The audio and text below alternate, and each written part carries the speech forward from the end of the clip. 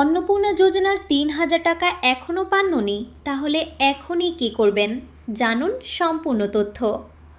নমস্কার বন্ধুরা, আপনাদের মধ্যে অনেকেই জানাচ্ছেন যে ১ জুলাই ২০২৬ অন্নপূর্ণা যোজনার ৩,০০০ টাকা এখনও ব্যাংক অ্যাকাউন্টে জমা পড়েনি। তাই আজকের এই ভিডিওতে জানাবো টাকা না এলে কী করবেন এবং কোন কোন কারণে টাকা আটকে যেতে পারে। প্রথমেই একটি গুরুত্বপূর্ণ কথা, যদি এখনও টাকা না পেয়ে থাকেন তাহলে দুশ্চিন্তা করবেন না। অনেক সময় সব উপভোক্তার অ্যাকাউন্টে একই সঙ্গে টাকা পৌঁছায় না। ব্যাংক ও ডিবিটি প্রক্রিয়ার কারণে ধাপে ধাপে টাকা জমা হতে পারে। এবার জেনে নিন কি কি করবেন। ১. ব্যাংক অ্যাকাউন্ট ভালোভাবে চেক করুন। পাসবুক আপডেট করুন অথবা এটিএম, মোবাইল ব্যাংকিং বা এসএমএসের মাধ্যমে ব্যালেন্স দেখে নিন। ২. ২৪ থেকে ৪৮ ঘন্টা অপেক্ষা করুন। অনেক ক্ষেত্রেই টাকা কিছুটা দেরিতে জমা হয়। ৩. ডিবিটি সংক্রান্ত সমস্যা আছে কি না জেনে নিন। ব্যাংকের সঙ্গে যোগাযোগ করে নিশ্চিত করুন যে আপনার অ্যাকাউন্টে সরকারি অনুদান গ্রহণে কোনো সমস্যা নেই। ৪. আবেদনের স্ট্যাটাস যাচাই করুন। যদি আবেদন এখনও যাচাই ভেরিফিকেশন পর্যায়ে থাকে বা কোনো তথ্যে ভুল থাকে তাহলে টাকা আটকে যেতে পারে। ৫.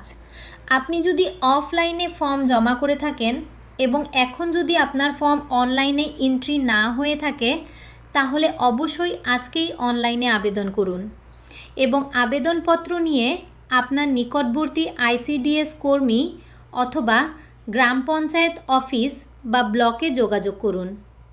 ৬. যদি আপনার আবেদন বাতিল রিজেক্টেড হয়ে থাকে তাহলে বাতিলের কারণ জেনে প্রয়োজনীয় সংশোধন বা নতুন আবেদন করার নির্দেশনা অনুসরণ করুন। ৭. ব্লক অফিস বা সংশ্লিষ্ট সরকারি দপ্তরে যোগাযোগ করুন। যদি ৪৮ ঘন্টা পরেও টাকা না আসে তাহলে আবেদন নম্বর ও প্রয়োজনীয় নথি নিয়ে সংশ্লিষ্ট অফিসে যোগাযোগ করুন। বন্ধুরা, কোনো গুজবে কান দেবেন না। শুধুমাত্র সরকারি ঘোষণা ও নির্ভরযোগ্য তথ্যের ওপর ভরসা করুন। আপনার যদি এখনও টাকা না এসে থাকে তাহলে কমেন্টে লিখুন এখনও পাইনি। আর যদি টাকা পেয়ে থাকেন লিখুন পেয়েছি। এতে অন্য দর্শকরাও বর্তমান পরিস্থিতি সম্পর্কে ধারণা পাবেন। ভিডিওটি ভালো লাগলে অবশ্যই লাইক, শেয়ার এবং চ্যানেলটি সাবস্ক্রাইব করতে ভুলবেন না। ধন্যবাদ। ভালো থাকুন, সুস্থ থাকুন। আবার দেখা হবে পরবর্তী ভিডিওতে।